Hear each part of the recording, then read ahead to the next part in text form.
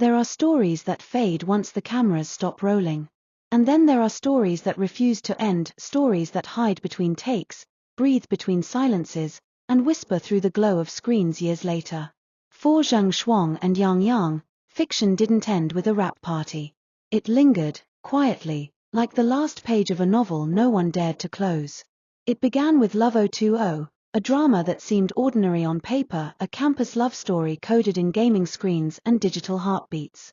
Yet, when Zheng Shuang smiled as Bai Weiwei and Yang's eyes softened as Xiao Nai, something in the air shifted. It wasn't just acting, it was resonance. Their connection had that invisible pulse that even seasoned directors can't create. The way she looked at him wasn't written in the script. The way he listened to her between lines wasn't performance. It was as if two souls that had rehearsed across lifetimes were finally meeting again, this time under bright lights and hidden microphones. During filming, there was a stillness between them that no one could explain. On set, Yang would quietly stand near her, offering warmth without words. Zheng Shuang, often shy and reserved, seemed different around him. There was laughter, not the loud, practiced kind, but the type that bubbles out when you forget to act. Crew members would later describe the atmosphere as unusually real. When cameras stopped, they didn't rush to their phones or trailers. They stayed, talking softly, sharing glances that belonged neither to the script nor to the world outside it.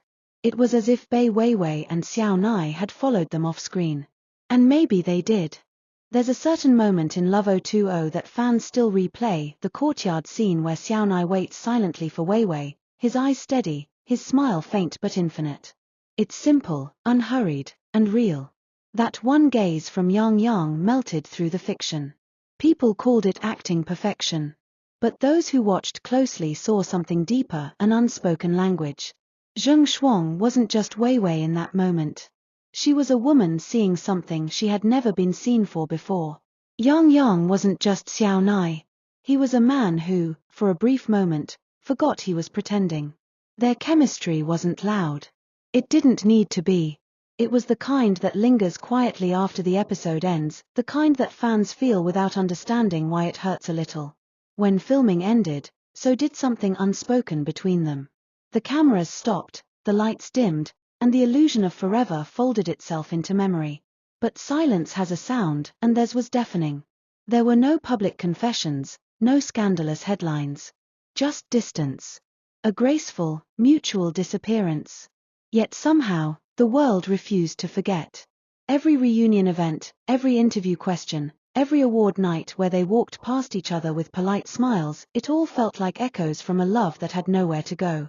Fans noticed the flicker in Zheng Shuang's eyes whenever Yang's name was mentioned. They noticed the way Yang chose his words carefully, always respectful, never dismissive, as if guarding a chapter too sacred to reopen. That's how fiction became memory, not through drama, but through restraint. Imagine the quiet between them now, two stars under different skies, walking parallel paths that never quite meet. What would they say if they could speak freely? Maybe she would tell him that some moments are too fragile to relive. Maybe he would answer that some memories don't fade, they just live in silence. In the solitude of fame, both found themselves shadowed by what once was. For Yang, each new role carried whispers of Xiao Nai, the calm confidence, the steady heart. For Zheng Shuang, each new project felt like tracing the edges of a reflection that once burned too brightly. They moved forward separately, yet something invisible tethered them together like two bookmarks in the same unfinished novel. Years passed, but the internet didn't forget. Clips of their scenes resurfaced every few months, the hand on the keyboard, the quiet confession, the wedding scene that looked too pure to be fiction. Fans filled comment sections with nostalgia, they weren't acting. They were remembering. No pair has ever felt so real again. Love 020 wasn't a drama, it was a timestamp. And maybe that's the truth. Their story became more than entertainment, it became an emotional archive, a digital museum of what genuine connection looks like before the world edits it. While new dramas came and went, none could recreate that same energy, the effortless synchrony, the delicate pauses, the unspoken warmth. Their chemistry became a standard, a reference point for what real on-screen love should feel like. Yang continued his ascent, graceful, consistent, grounded. He rarely spoke about his personal life, his privacy guarded like sacred ground. Yet fans often said, his eyes are quieter now. As if some part of his sincerity had been folded away, like a letter never mailed. Shuang, meanwhile, walked through storms of her own fame, controversy, and the heavy cost of being seen too much. Yet even in her silence, the gentleness she once showed in that drama remained. Time changed everything around her, but not the softness that Yang once drew out effortlessly. They never shared a reunion photo. They never collaborated again. And maybe that's what keeps their story immortal, untouched, unspoiled, unfinished. Because endings close things. And there's never had one. There's a peculiar beauty in stories that never resolve. They live on quietly, in reruns and recollections, in fan edits set to nostalgic piano music, in the bittersweet ache that rises when someone stumbles upon their old interviews. People rewatch Love 020 not just for the plot, but for the ghosts of something that once breathed between two people. The fiction became memory because it refused to stay on screen. It crossed the invisible line between character and heart. Even years later, when Yang smiles in another role, or when Zheng Shuang's name resurfaces in headlines, the memory returns like an echo, soft, fleeting, and familiar. Perhaps they, too, remember. Not with longing, but with quiet gratitude.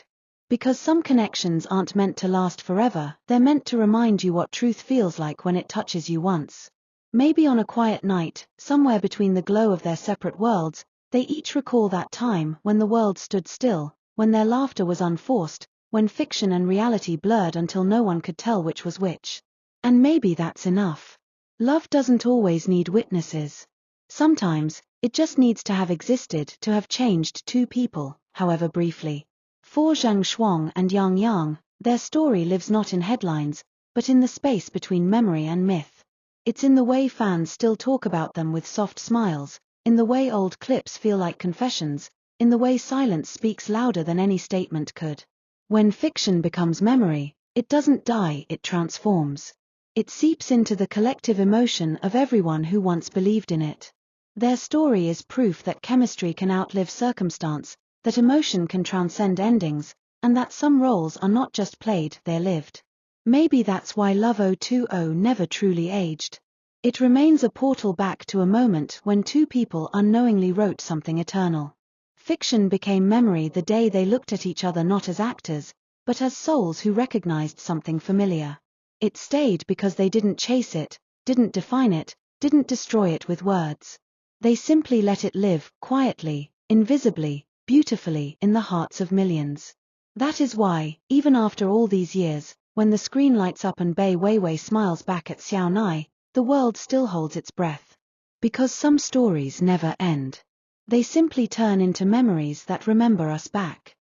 Years later, if destiny were kind enough to let them meet again, it would not be on a movie set or a red carpet. It would be somewhere quiet, maybe a bookstore tucked between narrow streets, or a coffee shop filled with music soft enough to let memory speak. Yang would look up first, startled by a familiar silhouette that time could never fully erase. Zheng Shuang would hesitate, her hand frozen on a book spine, before offering that same shy, unguarded smile that once blurred fiction into truth. There wouldn't be need for grand words. Just that look, the same one that once melted the line between acting and being. The air would shift again, the same way it did years ago on set, when cameras captured what neither dared to name.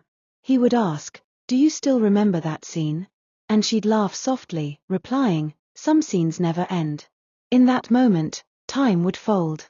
Not backward, not forward, simply inward, into that sacred space where memory breathes. They wouldn't rewrite the past, nor wish for more. They'd simply exist, two echoes of a love that outlived its moment, grateful that it once was. And when they parted again, quietly, it wouldn't feel like goodbye, only a reminder that some fictions never fade, because they were never fiction at all.